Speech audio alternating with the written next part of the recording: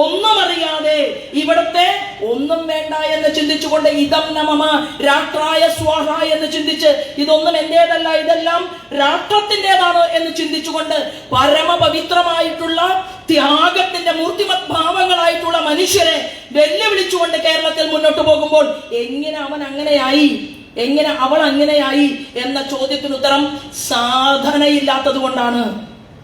ഒരുപാട് വേദനകൾ എനിക്കുണ്ടായിട്ടുണ്ട്. ഞാൻ കഴിഞ്ഞ എത്രയോ വർഷമായിട്ട് പൊതുപ്രവർത്തന മേഖലയിൽ നിൽക്കുന്ന ഒരു സ്ത്രീയാണ്. ഒരമ്മ എന്നുള്ള രീതിയിൽ എനിക്കിവിടെ ഇരിക്കുന്ന അമ്മമാരോട് പറയാൻ ആഗ്രഹിക്കുന്നു, നിങ്ങൾ എന്നേക്കാൾ എത്രയോ യോഗ്യരായിട്ടുള്ള അമ്മമാരാണ്. എന്താ കാരണം എന്നറിയുമോ?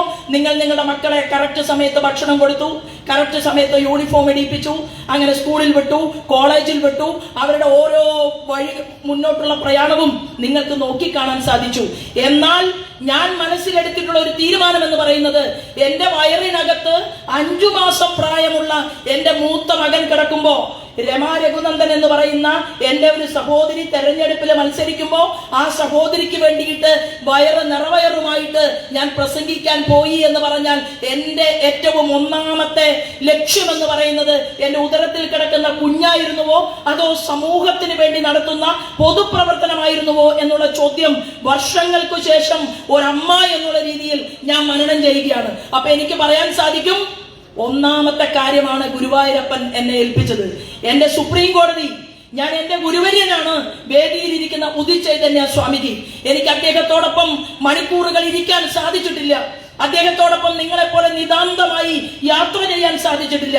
പക്ഷേ ഏകലവ്യനെ പോലെ അകലെ ഇരുന്നു കൊണ്ട് ഈ സ്വാമിജി കേരളത്തിൽ നടത്തുന്ന സാധനാക്രമങ്ങളെ അകലെ നിന്ന് നോക്കിക്കാണാൻ എനിക്ക് സാധിക്കുമ്പോൾ ഞാൻ പറയാൻ ആഗ്രഹിക്കുന്നത്, നിങ്ങളെല്ലാം കൂടുതൽ ഭാഗ്യം ചെയ്ത അമ്മമാരാണ്. അപ്പൊ നമുക്ക്, ഞാൻ 4 മണിക്ക് വന്നതാണ്, 4 മണിക്ക് വന്ന അമ്മമാരുടെ ഇടയിൽ ഇരുന്ന എനിക്ക് 5 മിനിറ്റെങ്കിലും നിങ്ങളോട് സംസാരിക്കാതെ ഞാൻ തൃശ്ശൂരിലേക്ക് പോകും എന്നാണോ നിങ്ങൾ കരുതിയത്? ഞാൻ 5 മിനിറ്റ് 6 മിനിറ്റ് സംസാരിച്ച് എന്റെ പ്രസംഗം നിർത്തുകയുള്ളൂ. കാരണം വണ്ടിയിൽ എണ്ണയടിച്ചു, ഡ്രൈവറുടെ ജോലി, എന്റെ സമയം. അപ്പൊ നിങ്ങളുടെ കൂടെ ഞാൻ ഇരിക്കുന്നത് ഒരൊറ്റക്കാര്യം സൂചിപ്പിച്ചുകൊണ്ട് ഞാൻ നിർത്താൻ ആഗ്രഹിക്കുകയാണ്. അങ്ങനെ മഹാദേവൻ പറഞ്ഞത് എന്താണ്? അതിനർത്ഥം ഇനി നാളെ ഏതെങ്കിലും ഒരു ചാനലിൽ ഇത് പുറത്തു വന്നാൽ ഞാൻ എന്റെ കുട്ടികളെ മര്യാദയ്ക്ക് നോക്കിയിട്ടില്ല എന്നുള്ള അർത്ഥമില്ല. അവൻ ഇന്ന് ഡൽഹി IIT-യിൽ 6ാം റാങ്ക് കിട്ടി. അവൻ ജർമ്മനിയിലെ വലിയ ലെക്ചറായിട്ട് പ്രവർത്തിക്കുന്നതിന്റെ കൂട്ടത്തിൽ തന്നെ ശശി തരൂരിന് ശേഷം 3 പേരെ പബ്ലിക് പോളിസിക്ക് സെലക്ട് ചെയ്തപ്പോ അങ്ങനെയുള്ള ഒരു കുട്ടിയുടെ അമ്മയായിട്ട് അവൻ തരുന്ന പൈസ ഉപയോഗിച്ചുകൊണ്ടും ഞാൻ പാവപ്പെട്ടവർക്ക് വേണ്ടി, ഞാനൊരു പാവപ്പെട്ട സ്ത്രീയാണ്, ഒരു മുറിയിൽ കിടക്കാനുള്ള സൗകര്യമില്ലാതെ കഷ്ടപ്പെട്ട കഠിനമായിട്ടുള്ള വേദനയും ദാരിദ്ര്യവും ഒക്കെ അനുഭവിച്ചുകൊണ്ട് തന്നെയാണ് ഞാൻ ഈ പൊതുപ്രവർത്തന മണ്ഡലത്തിൽ നിന്നത്. എത്രയോ തവണ, ഞാൻ ഇപ്പൊ തുറന്നു പറയുകയാണ്, ആദ്യമായിട്ട് ഇത് ലൈവ് പോകുന്നുണ്ട് എന്നാണ് എനിക്ക് തോന്നുന്നത്. എത്രയോ തവണ ഞാൻ ഉദിത് ചൈതന്യ സ്വാമിജിയെ വിളിച്ചു. ഞാൻ പറഞ്ഞു, സ്വാമിജി എനിക്ക് ഈ പൊതുപ്രവർത്തനം ഒന്ന് അവസാനിപ്പിച്ചാലോ? അപ്പൊ സ്വാമിജി പറഞ്ഞ എന്താണെന്ന് അറിയുമോ? ധർമ്മപുത്രർ ഇല്ലാത്തത് കൊണ്ടല്ല. സ്വാമിജിക്ക് ഓർമ്മയുണ്ടോ എന്ന് എനിക്കറിയില്ല, എത്രയോ വർഷങ്ങൾക്ക് മുമ്പാണ്. ധർമ്മപുത്രർ, പാണ്ഡവന്മാരുടെ കൂടെ ധർമ്മപുത്രര് ഉണ്ടായിട്ടും അർജുനനാണ് ഗാന്ധീവം കൊടുത്തുകൊണ്ട് കൃഷ്ണൻ പറഞ്ഞത്, അർജുന നീ തന്നെ നയിക്കണം എന്ന് പറഞ്ഞത്. അപ്പോ ശോഭാ സുരേന്ദ്രൻ എന്ന് പറയുന്ന ഒരു സ്ത്രീയുടെ ദൗത്യം എന്ന് പറയുന്നത് കഠിന പ്രയത്നം ചെയ്തുകൊണ്ട്, കഷ്ടപ്പെട്ടുകൊണ്ട് ഇനിയും മുന്നോട്ട് പോകണമെന്ന് പറഞ്ഞ ഒരാളാണ് ഈ ഇരിക്കുന്നത്. നാളെ കോൺഗ്രസിലെ ഒരു സഹോദരി വന്നാലും സ്വാമിജി അത് തന്നെ പറയും. എനിക്ക് ഉറപ്പുണ്ട്, സ്വാമിജിക്ക് രാഷ്ട്രീയമില്ല, സ്വാമിജിക്ക് വേറൊരു വകതിരിവ് ഏറെയുണ്ട്, വേർതിരിവില്ല. അപ്പൊ സ്വാമിജി പറയും, ഒറ്റ ലക്ഷ്യമേ ഉള്ളൂ. എന്താണ്? ഭഗവത്ഗീത നമ്മളെ പഠിപ്പിച്ചുകൊണ്ട്, ലളിതാ സഹസ്രനാമം ഉൾപ്പെടെ നമ്മളെ പഠിപ്പിച്ചുകൊണ്ട് മുന്നോട്ട് പോകും. ഞാനപ്പോ പറഞ്ഞു വന്നത്, അങ്ങനെ മഹാദേവൻ പറഞ്ഞത് എന്താണ്? ഗുരുവായൂരപ്പനെ പ്രീതിപ്പെടുത്താൻ സാധിക്കും. അങ്ങനെ സാക്ഷാൽ ഗുരുവായൂരപ്പൻ പ്രീതിപ്പെടുകയും അല്ലെ ആ പ്രദേശത്ത് രുദ്രതീർത്ഥമായിട്ട് മാറി എന്ന് പറയുകയാണ്. അപ്പൊ ഗുരുവായൂരിലെ നമ്മുടെയൊക്കെ സുപ്രീം കോടതിയായിട്ടുള്ള സാക്ഷാൽ ഭഗവാൻ അവിടെ ഇരുന്നു കൊണ്ട് കാണുന്നുണ്ട്. എന്താണ് ഒരു സ്ത്രീയുടെ ദൗത്യം? എന്താണ് ഒരു യുവാവിന്റെ ദൗത്യം? എന്താണ് ഒരു വിദ്യാർത്ഥിയുടെ ദൗത്യം? എന്താണ് ഒരു ഗായകന്റെ ദൗത്യം? എന്താണ് സിനിമാ മേഖലയിൽ പ്രവർത്തിക്കുന്ന ഒരു കലാകാരന്റെ ദൗത്യം? എന്താണ് ദൗത്യം എന്ന് പറയുന്നത്? എല്ലാവർക്കും നന്മയുണ്ടാകുന്ന പ്രവർത്തനത്തിലൂടെ മുന്നോട്ട് പോകാൻ സാധിക്കുക എന്നുള്ളതാണ്. സർവേ വിഷുവിനെ സന്തു സർവേ സന്തു നിരാമയ സർവേ ഭദ്രാണി പശ്യന്തു മാ കച്ചിത് ദുഃഖം ആപ്നുവേത് എന്നുള്ള ആ മംഗള ശ്ലോകം അതിനനുസരിച്ചുകൊണ്ട് മുന്നോട്ട് പോവുകയാണ്.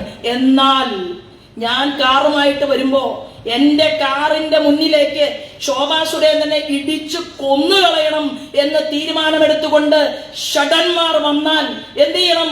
ഞാൻ ധർമ്മം ഉപദേശിച്ച് പഠിച്ചിട്ടുണ്ട്, ഞാൻ ലളിതാ സഹസ്രനാമം വായിക്കാൻ പഠിച്ചിട്ടുണ്ട്, എനിക്ക് രുദ്രം ചൊല്ലാൻ അറിയാം എന്ന് തീരുമാനിച്ചുകൊണ്ട് നേരായ വഴിയിലൂടെ ഞാൻ പോയാൽ അവൻ എന്ത് ചെയ്യും?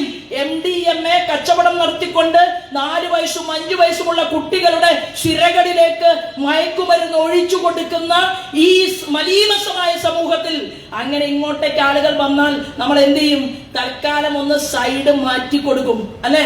സൈഡ് മാറ്റിക്കൊടുത്തതിന് ശേഷം സമയം വരും.